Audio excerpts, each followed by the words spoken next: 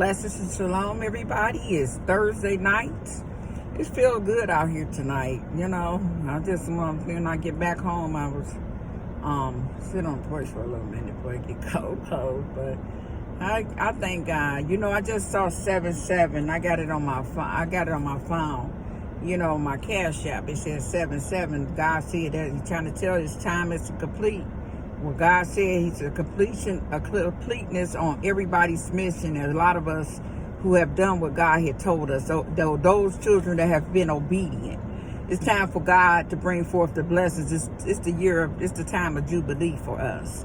So I know a lot of us, you can feel it in the spirit. You're anticipating, and it ain't just you. It's a lot of us. And we waiting on what God has for us for 2022. A lot of us He gave it in our spirit to prophesy it in the beginning of this year, even starting last year, until it manifests. That's where we waiting on the manifestation.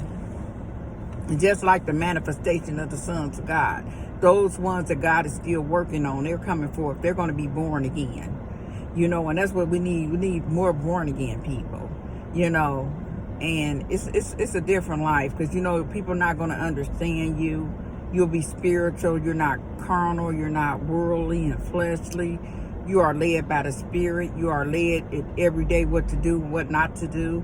And that's why I was talking to somebody. I was talking to ministers to somebody not that long ago about, people. I love the mentor. I love to, counsel people.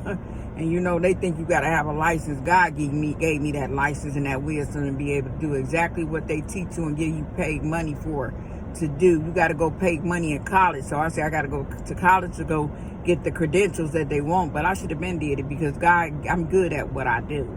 And that person was like, yeah, because I've been drinking more, but when I talk to you, I feel better. I said, I know I did that life. I used to drink to try to, not worry about it. That's just something to pacify you. And I don't want to go drinking when God had already made me born again. I'm not going to go back to not worry about daily things in life. You have to deal with your problems, deal with your issues. And like I said, a lot of the wisdom, it came from me having life experience, watching people, always being observant of everybody and things. And wisdom is priceless. And I don't neglect my wisdom. That's why when God leads me, I always speak a word on the YouTube, on the Facebook. That's called me planting seeds. And that's why I said it's time for a lot of our harvest, because a lot of us been planting seeds daily, and it got to have a multiplication. It got to have a restitution for what we have sown out, and that's what God He always surprises me, with a gift or something from somebody and let me know that they appreciate the time I spent, just the time, because time, you can't get it back.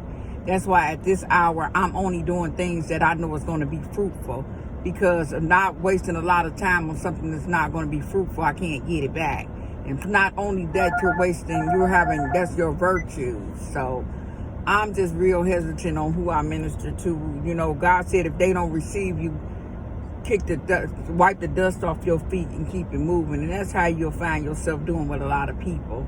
So don't worry about it. You just don't sweat that. Just go do it. It's a lot of people needing to know and see the God in you to be able to know that they have a chance.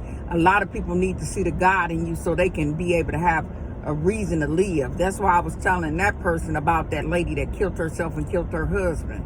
And I said, only if a person that was born again and saved would have talked to her. I said, I bet you if I would have had her on my page, she'll be still here, because I can tell when a person crying out. They can act like they're happy and smiling and all they want, but God, and that discerning spirit, going to tell me the recesses of that person's inner thoughts in their heart. You just have to be able to wade out what's not yours and what's theirs. So that's why I was training myself on. So a lot of time that stuff will project on you, and you'll know that's not your thoughts, because for one, I'm led by God's thoughts. I'm not led by no worry or fear, anxiety. I don't have that, because perfect love casts out all fear. So I don't fear nothing like that.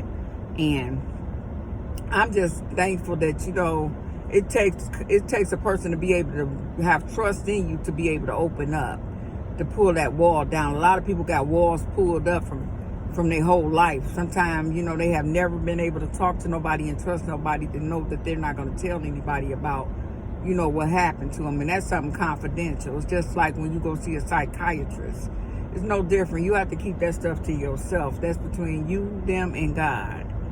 And then God will give you the wisdom of what they need to do to be able to get past that hurdle in their life or whatever obstacle they're dealing with.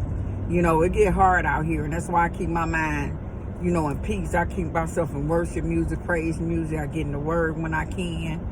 And I don't have that. God took that from me, so I don't have that anxiety and that fear of nothing, what men gonna do and none of that stuff. I just do what God tells me to do. So I just want everybody to know and be encouraged that God sees everything. He got you. You have to put your trust in him. Don't put your trust in man, because man is just man. And a lot of people try to make you want to be perfect. Ain't nobody perfect. People make mistakes. That's why you make mistakes, to get it right. So I just hope everybody have a blessed night. Until next time, blessed Shalom, Angelic Chronicles.